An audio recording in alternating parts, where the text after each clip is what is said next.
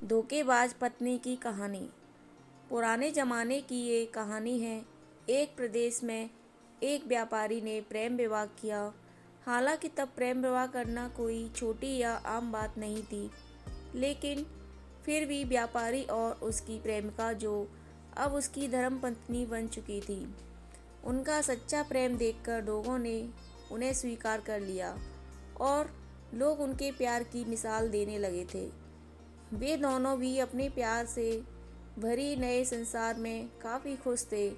लोग ये देखकर हैरान रह जाते कि उन दोनों में कभी किसी वस्तु या विषय को लेकर कभी झगड़े नहीं होते थे। व्यापारी और उसकी पत्नी ने अपने प्यार की रोशनी सदा रोशन रहे, इसलिए एक नियम बनाया था। उन दिनों लोग रात को छतों पर मशाल जलाया करते थे ताकि घर आंगन में उजाला रहे, और सोने के समय उन्हें बुझा देते थे। प्रेमी जोड़े ने तय किया था कि वे जब तक साथ रहेंगे तब तक उनके घर की मशाल जलती रहेगी। अब रात होते ही पूरे प्रदेश में अंधेरा हो जाता, लेकिन एकमात्र इस व्यापारी का घर रोशनी से जगमगाता। इस प्रदेश का राजा एक बड़े से महल में रहता था। हर रात को सोने से पहले वो अपनी रानी के साथ महल के छत पर जाकर आसमान के नज़ारे देखता था। एक बार जब राजा अपनी रानी के साथ छत पर चांद सितारे देख रहा था, तब दोनों की नज़र व्यापारी के जगमगाते घर पर पड़ी। राजा और रानी दोनों ही उसके बारे में चर्चा करने लगे। राजा ने कहा, इस प्रेमी जोड़े में पति समझदार है, इसलिए उनका साथ अच्छे से चल रहा है। रानी राजा से सहमत नहीं थी। रानी का कहना था, जरूर पत्नी ही ज़्यादा समझदार होगी और वह पति के और उसके घर वालों के गलतियों को नज़रअंदाज कर देती होगी। इसके बिना उनके परिवार का इतने अच्छे से चलना संभव नहीं है। राजा रानी की चर्चा बहस में और फिर बाद में झगड़े में बदल गई।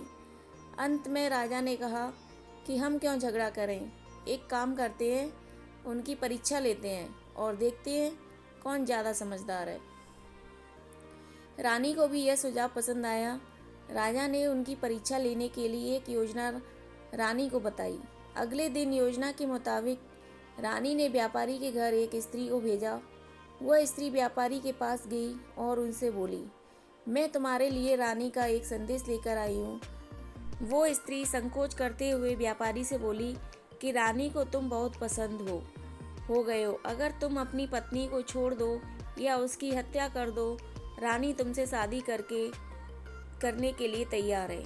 महिला की बात सुनकर व्यापारी को गुस्सा आया, लेकिन उसने अपने गुस्से पर काबू रखते हुए उस महिला से कहा कि ऐसी 1000 रानियां भी आ जाएंगी, तब भी मैं अपनी पत्नी को धोखा नहीं देने वाला। तुम मेरी तरफ से रानी से माफ़ी मांग लेना और कहना ऐसा प्रस्ताव दोबारा ना भेजे। उस स्त्री ने व्यापारी ने जो कहा था वह बात राजा और रानी को जाकर बता दी।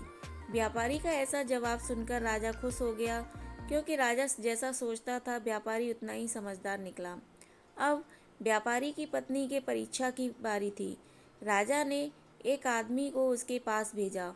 आदमी ने व्यापारी की पत्नी से कहा, राजा को तुम पसंद आ गई हो। राजा ने कहा, अगर तुम अपने पति को मार देती हो तो वो तुम्हें उनकी रानी बना लेंगे। आदमी की बातें सुनकर पहले तो व्यापारी की पत्नी कुछ भी नहीं बोली।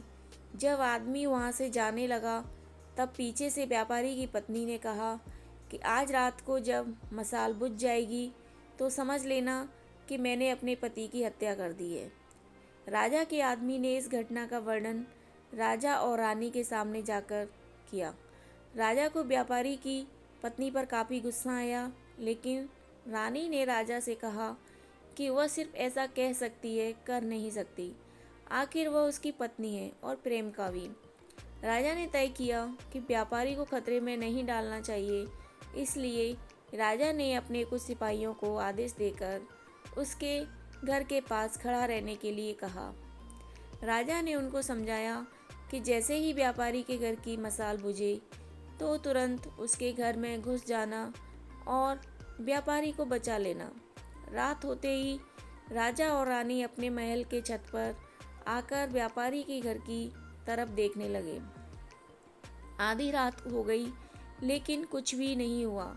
रानी राजा से कहने लगी, देखा मैं कहती थी ना कि वो सिर्फ कह सकती है, ऐसा कर नहीं सकती। रानी ने यह शब्द कहे ही थे कि राजा ने देखा कि व्यापारी के घर की मसाल बुझ चुकी है। राजा को व्यापारी की चिंता होने लगी।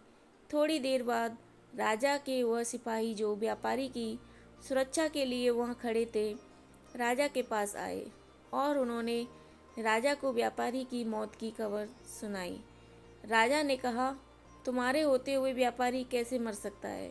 सिपाहियों ने कहा कि उसकी पत्नी ने दिन में ही जहर दे दिया था और रात को पति के मरने के बाद उसने घर की मसाल बुझाई, इसलिए हम कुछ भी नहीं कर पाए।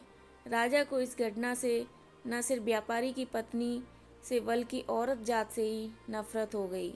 व्यापारी की पत्नी के बेवफाई के विचार उसे पूरी रात आते रहे। राजा उस रात एक भी मिनट सो नहीं पाया। राजा को इस बात का काफ़ी पश्चाताप हुआ कि उसकी वजह से व्यापारी को अपनी जान गंवानी पड़ी। आशा करती हूँ दोस्तों आपको ये कहानी अच्छी लगी होगी। कहानी अच्छी लगी हो तो वीडियो को लाइक एंड चैनल को सब्सक्राइब कर दीजिएगा। फिर मिलते हैं आपसे किसी नेक्स्ट वीडियो में किसी नई कहानी के साथ। और ऐसी ही मज़ेदार कहानियाँ सुनने के लिए चैनल को सब्सक्राइब करें और अपना कीमती समय देने के लिए आपका दिल से धन्यवाद।